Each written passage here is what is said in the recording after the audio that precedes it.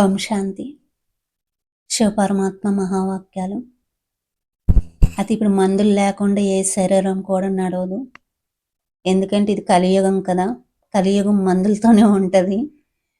కాబట్టి కష్టంగా మందులు తినకండి, ఇష్టంగా తినండి, పరమాత్మ స్మృతిలో ఉండి.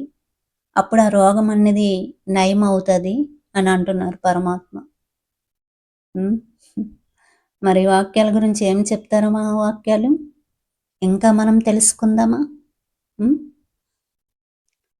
పరమాత్మ అంటున్నారు, ప్రవృత్తిలో ఉండే మీరు కూడా సేవదారులే, టీచర్లు మాత్రమే కాదు.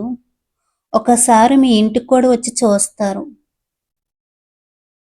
ఎలా నిద్రపోతున్నారు, ఎలా మేల్కుంటున్నారు అని చూస్తారు. 2 పడకలు ఉన్నాయా లేదా, ఒకే పడక ఉందా అనేది కూడా చూస్తారు.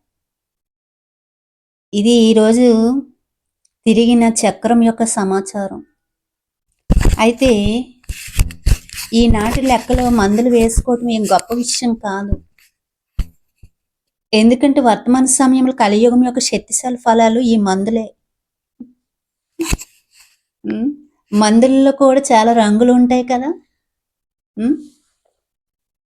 అయితే ఈ మందులు కలియుగ అంతిమం యొక్క ఫలాలు. కలియుగంలో ఈ మందులే ఉండాలి అంటున్నారు పరమాత్మ. ఈ మందుల ఫలాలు అంటున్నారు. అయితే ప్రేమగా తినండి, కష్టంగా మందులు వేసుకుంటున్నారు,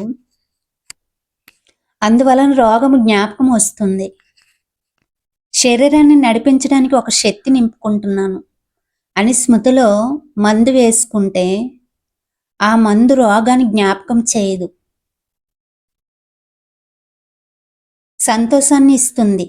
ఆ మందుతో 2-3 రోజులలో సరి అయిపోతుంది. ఈ రోజుల్లో చాలా కొత్త ప్యాషన్ కలియుగంలో అన్నిటికంటే పెద్ద ఆవిష్కరణ ఈ మందులే.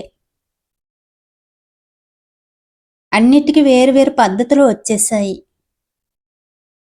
ఈరోజు ఒక కొత్త పద్ధతి కనిపెడుతున్నాను, రేపు ఇంకొక కొత్త పద్ధతి కనిపెడుతున్నారు. ఇవి కలియుగ సీజన్ యొక్క శక్తిశాలి ఫలాలు, అందువలన భయపడకండి. కానీ మందును రోగం యొక్క అభిమానంతో వేసుకోకండి. తనువుకి రోగం వస్తూనే ఉంటుంది, ఇదేమి కొత్త విషయం కాదు. తనువుకి ఏదో ఒక రోగం వస్తూనే ఉంటుంది, ఇదేమి కొత్త విషయం కాదు. అందువలన రోగంతో ఎప్పుడు భయపడకండి. రోగం వచ్చింది, దానికి కొన్ని ఫలాలు పెట్టండి, వీడుకోలు ఇచ్చేయండి. ఏం ఫలాలు పెట్టమంటున్నారు పరమాత్మ? మందుల యొక్క ఫలాలు పెట్టి ఈడుకోలు ఇచ్చేయండి. ఇది తనువు యొక్క ఫలితం. ఇంకేం చూశారు?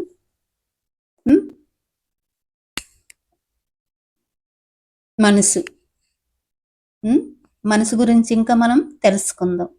అచ్చా. ఓం శాంతి.